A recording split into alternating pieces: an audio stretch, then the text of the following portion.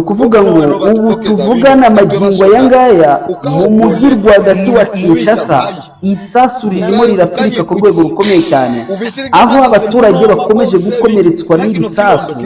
Benshi bakomeje kwibaza kuva mu masaha y'ejo nyuma ya saa sita kugeza amagingo aya ngaya icyaba cyateye mu mujyi wa Kinshasa byabayobeye. Ariko kandi kurikirana neza wumve ibi ngibi byari abasirikare ba FARDC barimo barahangana bikomeye n'abapolisi bo mu mutwe witwa GMI cyangwa se Groupe Mobile d'Intervention Rapide bakunze kwita GMI.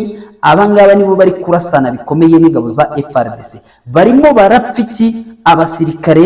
Mu by'ukuri abapolisi n'abasirikare b'igihugu ese birimo biratanga ishusho ki ahangaha mu murwa mukuru wa Kinshasa? Turize amahoro n'amahirwe bakunzi ba Machachari Official, nanone twongeye kugirirwa umugisha wo kubagezaho amakuru agezweho, ni update ziba zigezweho, aho tugiye kugaruka ku mirwano ikomeje mu by'ukuri gufata indi ntera. Tugiye kugaruka rero mu bice bigiye bitandukanye, tubabwire uko situation zikomeje kwitwara muri Haut Plateau, dore ko bitoroshye na gatoya kabisa. Tubafitiye amakuru menshi uyu munsi. Mu makanya kashize hari saa sita n'iminota 27 muri centre commercial ya Kavumu humvikanaga urusaku rw'amasasu. Iyi nayo ni ingingo turaza kuba tugarukaho turebera hamwe uko situation ikomeje kugenda yitwara. Hanyuma muri Beni naho turareba ibyaho haravugwa mu by'ukuri umutekano muke, naho turi buze kurebera hamwe. Hanyuma tuze kuba dusimbukira kuri drone ya CH4 yongeye kurasa ikibati. Ahangaha ni muri groupement ya Ruberike nyuma y'imirwano twari twababwiye. Indege rero yaje kongera ikora amabarasa aho honyine rero indege yarashe, dore ko yaje kurasa no mu Mikenke yemwe ndetse na Gipupu. Amakuru akaba avuga ko ngo indege hano muri Mikenke na Gipupu yongeye kurasa muri Aduyi. Ibi nabyo rero ni ibintu bidasanzwe, dore ko ibikomeje kugenda biba kuri coalition ya FARDC, aho indege zabo muri iyi minsi zirimo zirabibasira ku rwego rudasanzwe. Ndabigarukaho byose mbive imuzi n'imuzingo, ndaza kuba nerekeza no mu bindi bice bigiye bitandukanye, aho muri buze kumva nk'umugambi mubisha n'ubundi twagiye dukomozaho tukawuvugaho akenshi. Umugambi mubisha w'igihugu cy'Ububirigi cyateguye gifatanyije n'ibindi bihugu kuzagaba ibitero bikomeye cyane ku Rwanda. Turabigarukaho turebe uko bimeze. Hanyuma turaza kuba tugaruka kuri tension iteye ubwoba ikomeje kugaragara ku miyoborere ya Jean-Jacques Purusi Sadiki. Uyu ni guverineri wa Kivu ya Majyepfo. Nabyo turabirebera hamwe turebe uko bikomeje kugenda byitwara. Hagati aho ngaho FARDC bo barimo baratabaza bavuga bati, aho ni muri plaine ya Ruzizi, bati nyamara nubwo dufite ibibazo byinshi, ati ingabo za M23 zirimo ziriranforsa ku bwinshi. Mwibuke ko ingabo nazo ngo bitewe n'inzara idasanzwe ku rwego rukomeye cyane zikomeje kwiba, kurasa amatungo arimo ingurube ndetse n'ibindi n'andi matungo agiye atandukanye. Murumva ko ingurube zirimo ziribasirwa, amatungo mato yose arimo araraswa ndetse agatwarwa akajya kubagwa, dore ko icyitwa inka cyo bamaze kuzimara. Turaza gusimbukira Kinshasa turebe aho bivugwa ko abasirikare ba FARDC bahanganye bikomeye n'igipolisi. Muri iki gipolisi rero bakaba habayeho kurasana ku rwego rukomeye cyane. Ikindi kirimo kiravugwa mu gisirikare cya Kongo nuko ngo indege zabo, ndaza kubasomera inkuru ndende iri kugaragara ko ngo igisirikare cya FARDC gikomeje kugira ibibazo bikomeye cyane, ngo bagakoresha za mobile ngo kandi bafite indege, ngo icyakora cyo ngo izi ndege zisigaye ngo zitwara abakiriya.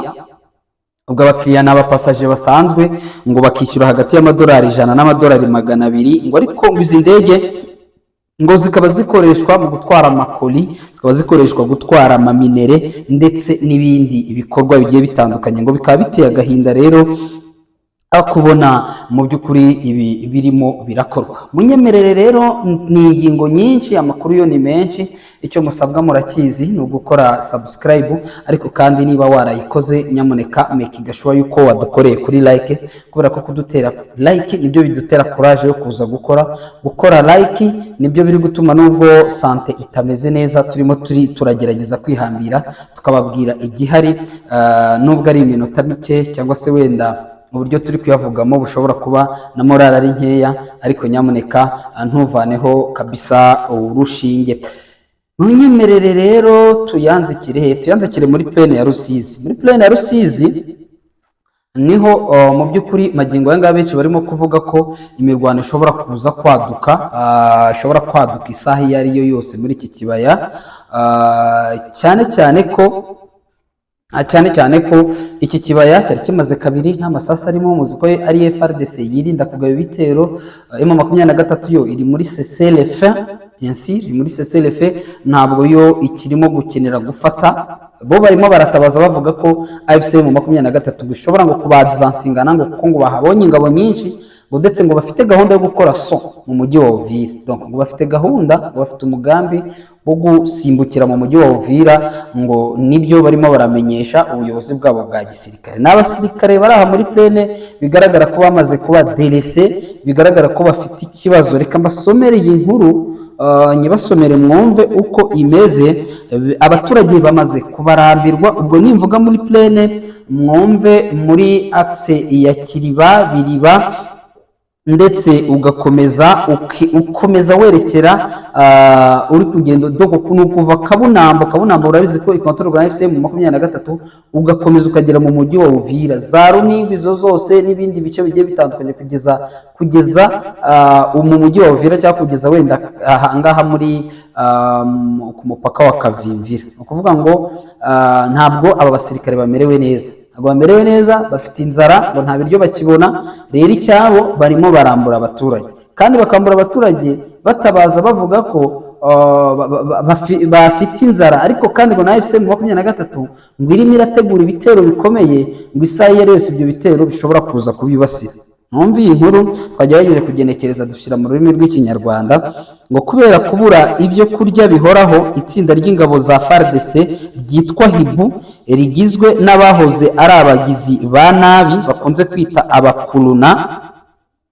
abakuruna, ryoherejwe mu kibaya cya Rusizi ryoherejwe mu kibaya cya Rusizi, ririmo rirakora ibyonona ku matungo y'abaturage. Amatungo menshi ari hafi yo gushira, nk'ingurube zishwe ijoro ryo kuwa 21, ubwo ni ijoro ryo ku munsi w'ejo, mu mudugudu wa Mikamba muri groupement ya Runingu mu bwami bwa Bufurero, cyangwa muri sheferi ya Bufurero mu karere ka Uvira.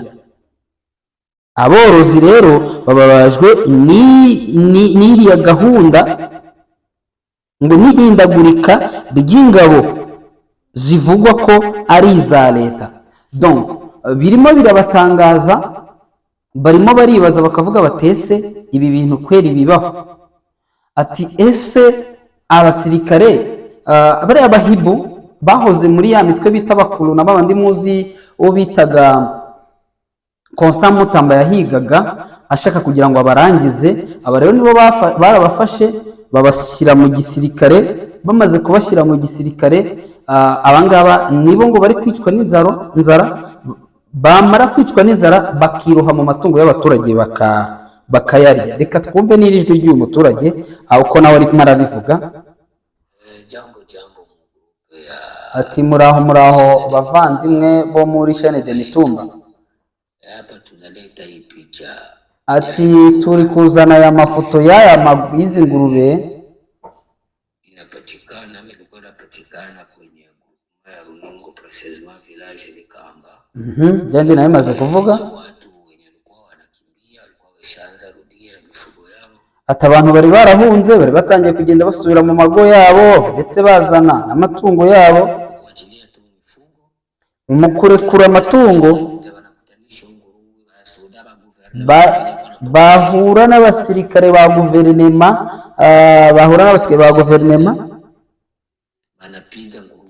ngo bakazirasa ingurube, bakazirasa bakazirasa amasasu ubundi bakazijyana bakajya kuzirya. Ahangaha ni muri groupement ya Runingu, hakaba ari muri sheferi ya Bafuliru, hakaba ari muri teritwari ya Uvira. Murumva ko rero bitoroshye kuri access zikontororwa na leta ya Kinshasa, murumva ko ari ikibazo cy'abaturage bakomeje kugaragaza batabaza. Hari nako kandi FRDC nazo zirimo ziravuga ko ngo iyi leta ngo ntabwo iri kubagaburira, bagahitamo rero gufata umwanzuro nabo wo kwigaburira banyuriye mu matungo y'abaturage. Apart ibyo ngibyo wenda twahita dusimbukira ku yandi makuru, ni hejuru gatoya turasa barimo baratabaza utyo, ariko bakavuga ko na AFC birimo iraranforce ingabo zayo muri biriya bice. Ibyo ntabwo turi bubitindeho, basanzwe babivuga iyo babonye imodoka imwe y'abasirikare wenda baje gukora nka rotation isanzwe cyangwa ihinduranya ry'ingabo risanzwe, usanga batabaje ukumva mu by'ukuri bakomeje kuvuga byinshi. Gusa munyemereye mpite nzamuka gato nerekere aho ngo drone yongeye gukora ibara mu by'ukuri mu mwanya washize. Ibi bikaba byabereye aho bita mu Mikenke ndetse na Gipupu. Mwibuke ko iyi Mikenke n'iyi Gipupu bikontororwa na leta ya Kinshasa yamaze kubyigarurira. Rero indege zirimo ziraguruka zifite objective n'undi wo kujya kubombarda AFC mu 23 n'abaturage bo mu Minembwe, bikarangira indege ziyobejwe. Hariya twavuga ko AFC mu 23 yajyanyeyo icyitwa urugamba rutoroshye.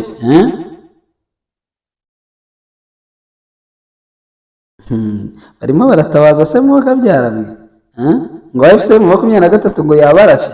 So nuko bimeze. Gusa icyo mushobora kumenya nuko iyi ndege bo iyo byabagende kuko bavuga ko ari AFC mu 23 barashe, nta kundi babyita. Bavuga ko AFC mu 23 iri gukoresha kamikaze, igakoresha na Bayraktar TB ya kabiri, TB2, TB2. So gusa igihari nuko magingo yanga AFC mu 23 isa nkaho yamaze gukanira kuri kira kirere cyahariya mu Minembwe, igasa nkaho igifunze mu buryo bumwe bw'uko indege yabo drone yabo ihagurutse byanga bikuze bayiyobya ikagenda ikajya mu defense yabo ikabarasa. Sibwo bibaye, dusanzwe tubigarukaho kenshi, muzi byabayeho mu minsi ishize, hapfuye abakoroneri batari munsi ya 4, ntabwo bigeze baraswa n'amasasa asanzwe, ahubwo icyagiye kibarasa, niba mubyibuka neza, bagiye baraswa n'indege na drone zabo, indege zabo bwite nizo zagiye zibarasa. N'ubu rero nibyo biri kuvuga ko byababayeho uyu munsi, bikababera mu Gipopo ndetse n'ahangaha mu Mikenke. Magingo ya kuri iyi nkuru ntabwo turabona ripoti imibare ya nyayo yemewe. Drone zacu zirimo ziraduhigira amakuru ya nyayo, ziraza kuba ziyatugezaho isaha iyo ariyo yose. Hanyuma abaturage n'ubundi banditse bagira bati, Jambo mtangazaji, sisi rahia tunateseka sana huku Muho Plateau ya Uvira. Ati uraho munyamakuru, ati twebwe abaturage tufite ibibazo bikomeye cyane mu misozi yo hejuru cyangwa se muri Ho Plateau, misozi miremire ya Uvira. Ukitoka Uvira kupanda kwenda kwetu Kipupu wala Magunda, wasoda wa FARDC wako na tunyanyasa kushinda M23, atujue tufe nini. Ati uri guturuka muri Uvira uri kugira inahi wacu Gipupu, ati turimo turahura n'abasige ba FRDC bakatugirira nabi cyane, bakaduhohotera ku rwego rukomeye cyane. Ati magingo aya ntabwo tuzi ngo turabyitwaramo dute. Ati mufikishie habari wakubwa ya Kongo, hivi tuko kurezo, tuko naita kumva vango basike ba FRDC nta mikoranire n'abaturage ubundi bajye bagira aho bageze nk'ibisanzwe, kuba ari ugunyanyasa abaturage byesiri, kuba ari ukugirira n'abaturage, kuba ari gukora ibikorwa navuga ko ari ibikorwa by'ubugizi bwa nabi. Urumva ko abaturage batangiye gutabaza, batangiye kuvuga ko n'ubundi muri ibi bice barimo baribasirwa ku rwego rukomeye cyane. Hanyuma muri ibi bice rero reka duse n'ababivuyemo tugaruke nyuma ya drone yarashe kuwa 2 tariki 21 ni ku munsi w'ejo ikarasa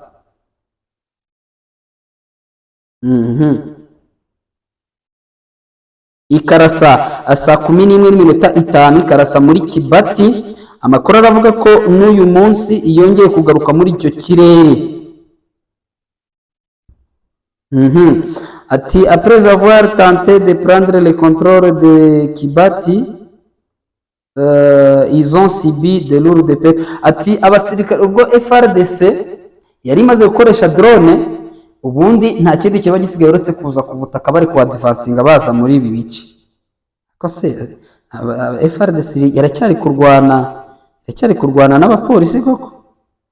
Na n'ubu njye mperuka bari kurwana cyane, ariko nayo nzi ko byarangiye, ariko ndi kumva ngo urusaku rw'amasasu muri Kinshasa ruracyarimo. Oya, ariko ntabwo ari ibi nari ngambiriye, navugaga kuri drone ya CH4 n'ubundi yarashe ahangaha muri Kibati, hanyuma FRDC bakaza ku advancinga kugira ngo barebe niba ingabo za ARC cyangwa se Armée Révolutionnaire Congolaise niba bagerageje gusubira inyuma, bikarangira ingabo za ARC zari ziri mu birindiro byazo, ahubwo zikabasubiza inyuma zibarashe ku rwego rukomeye cyane. Gutekereza ko ingabo za AFC mu 23 zasubiye inyuma ukavansa ngo wakoresheje drone no kwiyahura mu muriro, ku rwego rukomeye cyane. Bangaba rero imibare ikomeje kuba myinshi y'abaguye ahangaha muri axe ya Kibati, n'ubundi imirwano ikaba ikomeje, nubwo kuva mu masaha ya mu gitondo kugeza mu masaha saa 6 hari akantu kameze nka calme, ariko kandi n'ubundi humvikanaga ikintu gisa no gusheringana, imbunda zikavuga zikongera zigaceceka, zikavuga zikongera zigaceceka. Umuhanda uyu munsi ntabwo wigeze ukora, no ku munsi w'ejo ntabwo wigeze ukora. Urumva ko rero ari ibintu navuga ko bitoroshye na gatoya. Hanyuma muri teritwari ya Lubero ho ndabona Colonel Aleki we wa Mitera, uyu nguyu ni wa mugabo nababwiye wahushijwe agahushwa na Maimai, byavugwa ko arizo zari zamuteze. Uyu mugabo yamaze kuba ngo aramforosa abasirikare batari bakeya muri axe ya Katondi, Kasima ndetse na Kipese. Ahangaha ni muri teritwari ya Lubero, abereye umuyobozi w'iyi teritwari. Mwibuke ko ibi bice AFC mu 23 yabiretse ikabisiga, hanyuma leta ya Kinshasa kazi kongera ikabyigarurira. Amakuru avuga ko rero abangaba bongeye n'ubundi ngo ingabo, umubare cyangwa se effectif y'ingabo zari zarazanywe ahangaha muri Lubero ngo zikaba zabaye nyinshi cyane.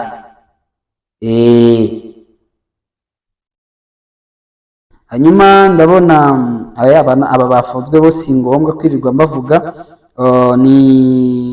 Hanyuma amakuru akomeje kugenda tugeraho, ubwo duhise dusa n'abasubira muri Kivu y'Amajyepfo. Nanone hari alerte ikitwa Wazalendo zongeye kwinyabya muri Kavumu.